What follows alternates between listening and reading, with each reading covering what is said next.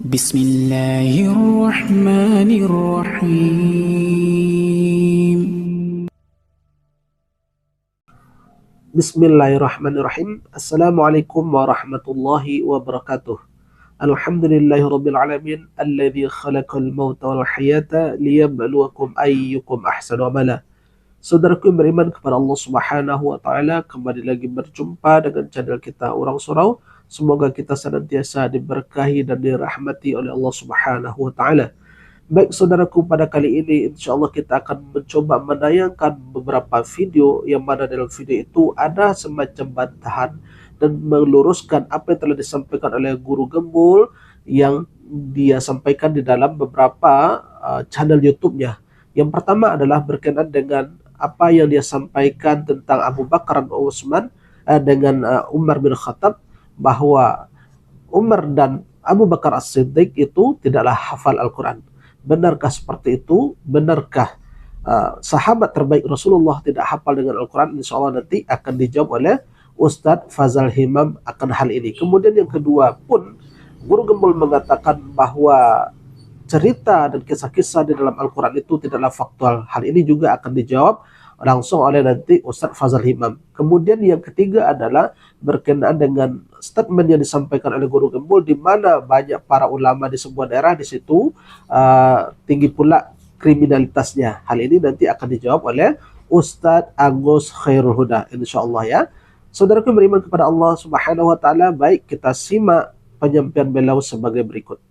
Semua imam mazhab itu hafal Quran di luar kepala. Tetapi di antara generasi sahabat yang hafal Quran itu tidak banyak. Abu Bakar, Umar itu tidak hafal Al-Quran. Abu Bakar, Umar itu tidak hafal Al-Quran. Abu Darda, Aisyah, Zubair, Thalhah dan sebagainya itu tidak hafal Quran. Apakah sahabat Nabi banyak yang hafal Quran? Saya Fazal Imam, selamat datang di Sekolah Tafsir. Ibnu Hajar Al-Asqalani dalam Fathul Bari berkata, Abu Ubaid menyebutkan para penghafal Al-Quran di antara sahabat dari kalangan muhajirin adalah Khulafa'ur Rasyidin.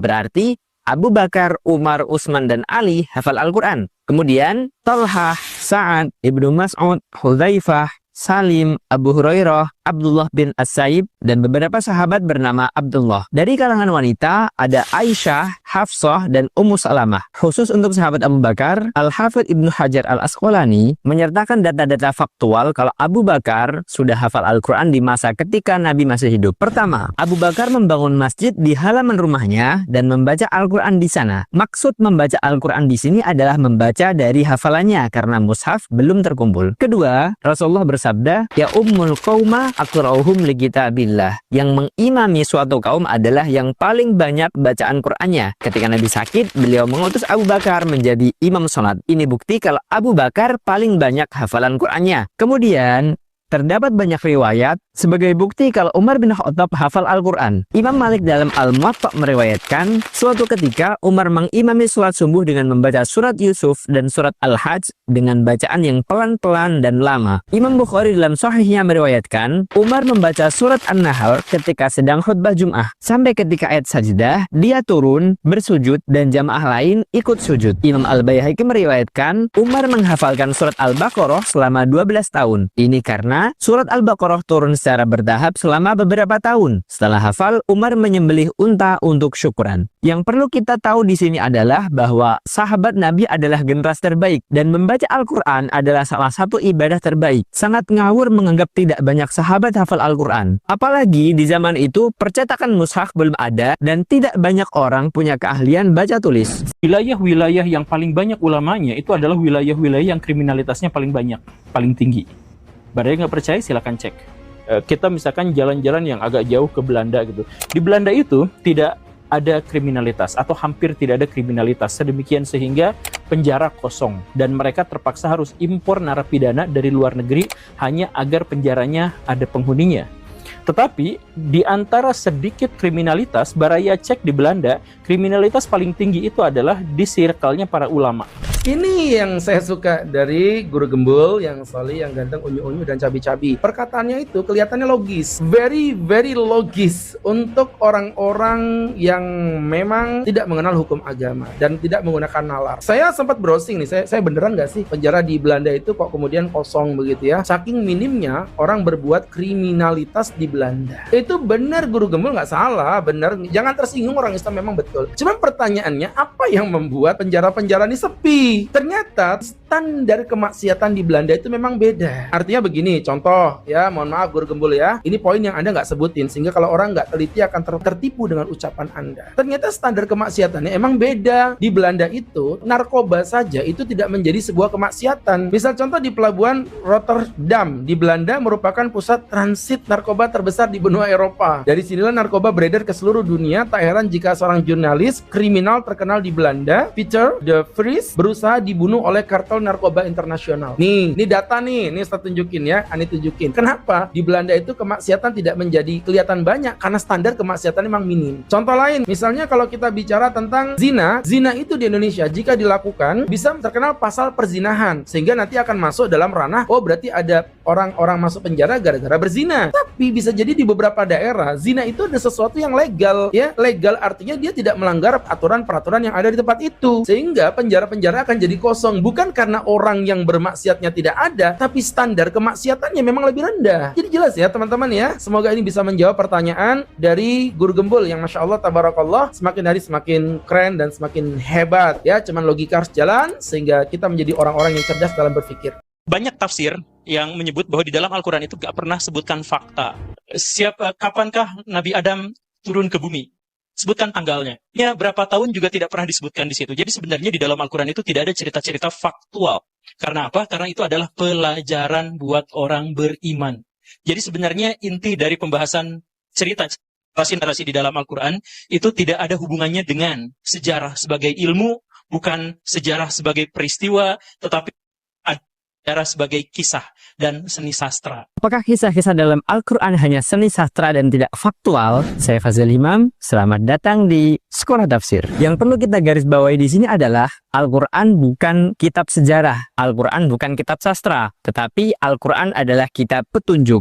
Hudal lil muttaqin. Karena Al-Quran adalah kitab petunjuk, maka cara Al-Quran dalam menceritakan sejarah berbeda dengan cara buku sejarah menceritakan sejarah. Al-Quran seringkali tidak menyebut siapa nama tokohnya, di mana tempatnya, dan kapan terjadinya. Bahkan, banyak cerita dalam Al-Quran yang diulang-ulang dalam surat yang berbeda, karena fokus cerita adalah pelajarannya. Mari kita lihat kisah Nabi Lut dalam dua surat berbeda. Di surat Hud, tujuan cerita Nabi Lut adalah menceritakan tekanan psikologis yang dialami Nabi Lut ketika menyampaikan dakwah. Ketika para malaikat utusan Kami datang kepada Lut, dia merasa susah dan dadanya terasa sesak karena kedatangannya. Lut berkata, ini hari yang sangat sulit. Al-Quran menceritakan kondisi psikologis Nabi Lut ketika melihat beberapa malaikat berwujud lelaki rupawan datang ke rumahnya. Dadanya terasa sesak karena khawatir tamunya ini akan menjadi korban homoseksual yang dilakukan kaumnya. Dan benar saja, ayat selanjutnya bercerita, kaumnya datang ke rumah Nabi Lut untuk meminta agar tamu-tamunya bersedia melakukan homoseksual. Tetapi, Nabi Lut menasihatinya agar tidak melakukan hal keji itu dan menawari mereka untuk menikah dengan putrinya saja. Di akhir kisah, Al-Quran hanya menceritakan azab kaum Sodom tanpa detail panjang. Kami jungkir balikan negeri kaum Sodom dan kami hujani mereka bertubi-tubi dengan batu dari tanah yang terbakar. Dalam surat ini, tekanan psikologis ditonjolkan dan penceritaan azab disederhanakan. Mengapa demikian? Karena tujuan penceritaan ini adalah untuk meneguhkan hati Nabi. Ini bisa kita lihat di bagian akhir surat. Dan semua kisah-kisah Rasul kami ceritakan kepadamu Muhammad untuk meneguhkan hatimu. Ketika Nabi Muhammad mendapatkan tantangan berat dari kaumnya, penceritaan perjuangan nabi-nabi terdahulu akan menjadi pelipur hati Nabi, bahwa semua Nabi terdahulu juga menghadapi tantangan dakwah dari kaumnya, dan setiap kesulitan akan ada pertolongan dari Allah. Cerita Nabi Lut dan kaum Sodom diulang dalam surat Al-Hijr, tetapi dengan penekanan berbeda. Dalam surat Al-Hijr tidak diceritakan kondisi psikologis Nabi Lut ketika malaikat berwujud manusia bertamu ke rumahnya, tetapi dalam ayat ini diceritakan detail azab yang diterima kaum Sodom. Maka mereka dibinasakan oleh suara keras yang mengguntur, ketika matahari akan terbit. Maka kami jungkir balikkan negeri itu dan kami hujani mereka dengan batu dari tanah yang keras. Bahkan ayat selanjutnya menyebut bukti sejarah di azabnya kaum Sodom pun masih ada dan bisa dilihat oleh orang yang melintas. Ini karena tujuan penceritaan ini adalah gambaran azab bagi orang yang tidak beriman dan perintah kepada Rasulullah agar tidak terlalu mengambil hati ucapan orang-orang musyrik. Kita bisa melihat penjelasan ini di akhir surat Al-Hijr. Sampaikanlah secara terang-terangan apa yang diperintahkan kepadamu dan berpalinglah dari orang-orang musyrik. Sungguh